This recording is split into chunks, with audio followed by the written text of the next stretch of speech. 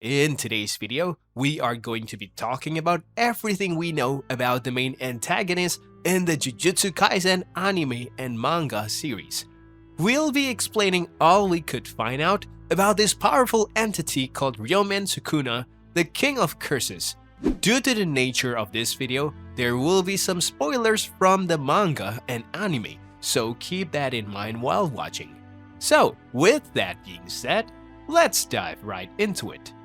It's already been established that Sukuna was introduced quite early in the Jujutsu Kaisen storyline.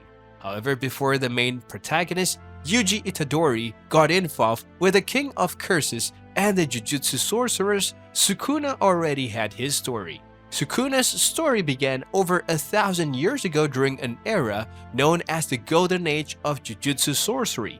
At that time, Sukuna lived as the most powerful sorcerer, which made people call him a demon even though he's been referred to as a human being in the story. You wouldn't blame them for assuming he was an imaginary demon because from the legend that Gojo revealed, Sukuna was depicted as a terrifying four-armed, four-eyed monster standing in flames, so it's easy to understand why they didn't see him as human. Sukuna was a force to be reckoned with during his time. He was so formidable that it took the combined efforts of the most powerful sorcerers around to even stand a chance at taking him down. You'd expect that after the death of such an entity, his reign of terror would end.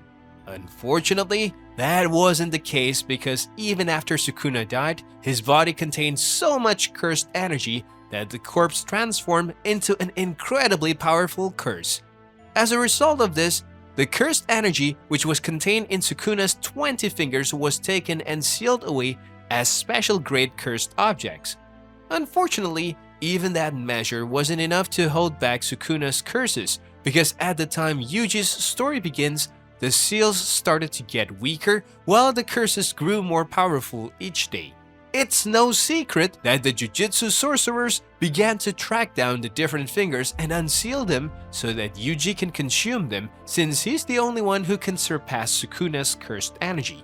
However, this plan also has its flaws because each time one of Sukuna's curses is unsealed, the energy of the other grows stronger as they begin to resonate with each other. It's even scarier when you consider that in the manga, Yuji has already eaten about 15 of Sukuna's fingers. Because Sukuna gets more powerful each time, Yuji eats one of his cursed fingers. It's become more difficult for Yuji to suppress the cursed power and keep Sukuna from taking over his body, especially now that he's eaten 15 of them. Despite how dangerous and powerful Sukuna's fingers are, there's an unanswered question that's probably been on everyone's mind for a while now, and that question is, what happened to the rest of Sukuna's body? For a sorcerer as powerful as he was, it's quite unbelievable that only his fingers would contain all of his powers. This leaves us wondering if his body might be somewhere waiting to be reunited with the fingers. Regardless of the mystery of Sukuna's body, one thing is certain, and it's the fact that Yuji is getting close to consuming all of the cursed fingers, meaning that the Jujutsu sorcerers would soon have to agree on a decision concerning the boy. Will Yuji still be executed afterward, or will he be saved one way or the other? To have an idea of what the answer would be, we'll have to take a look at some of Sukuna's powers that make the idea of his revival so terrifying to the Jujutsu elders. First of all, at just the base level of his powers, it's pretty obvious that Sukuna possesses a vast mastery of curses. These powers can be used for both offense and healing. We have seen Sukuna heal Yuji's injured body, like when he regenerated Yuji's severed limbs during a battle.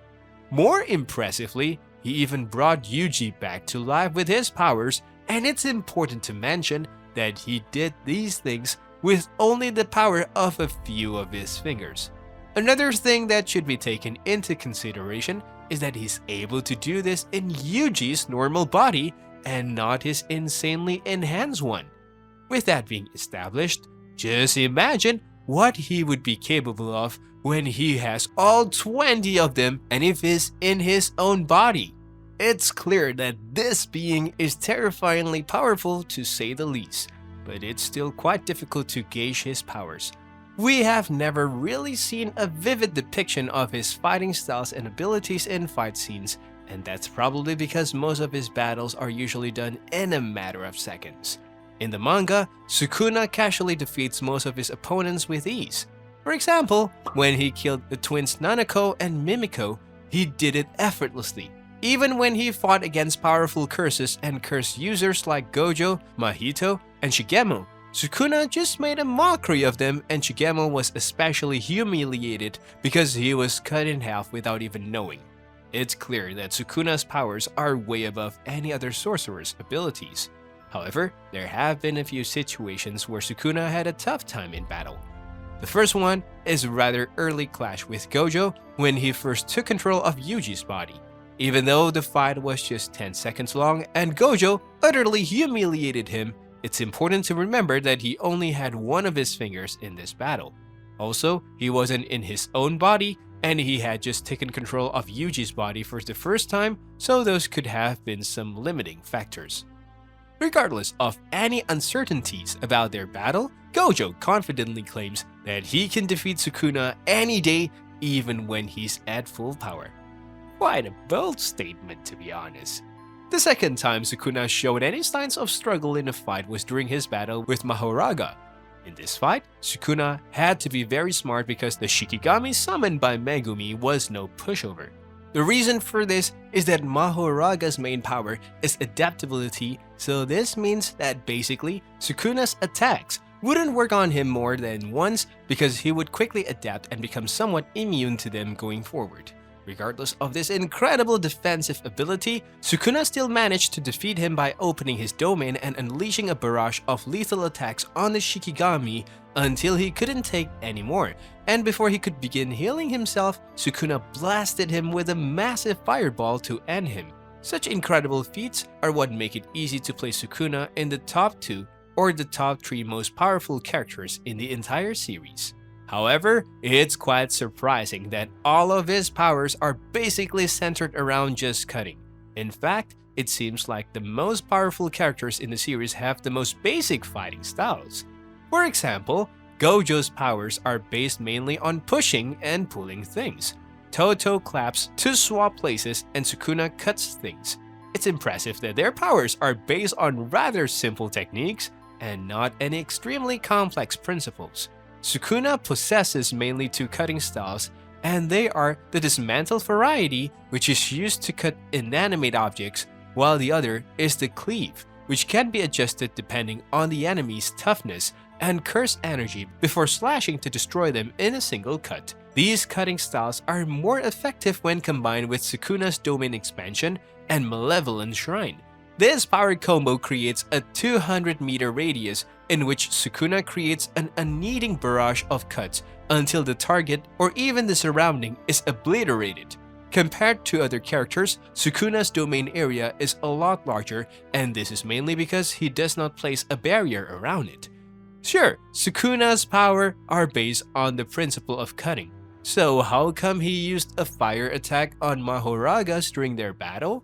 Well, unfortunately, there isn't any lucid reason for this, because even when he fought Gojo using fire, Sukuna told Gojo that average curses won't be able to use the ability and refused to explain further. That leaves us with a mystery, but the most probable reason for Sukuna's ability to use fire would be that there is a special ability that allows extremely powerful Jujutsu sorcerers to unlock a second type of curse trait.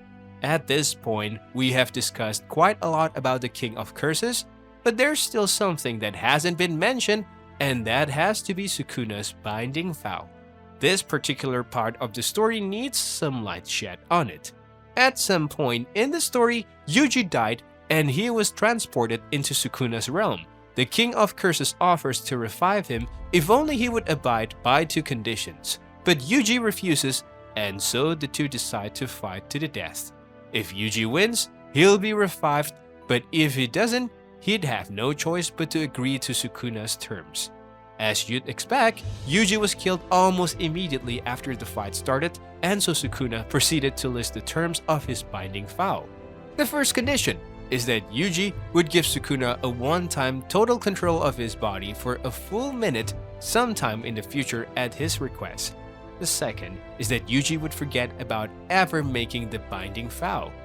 It doesn't take too much wisdom to see that this is an extremely pre-calculated move by Sukuna.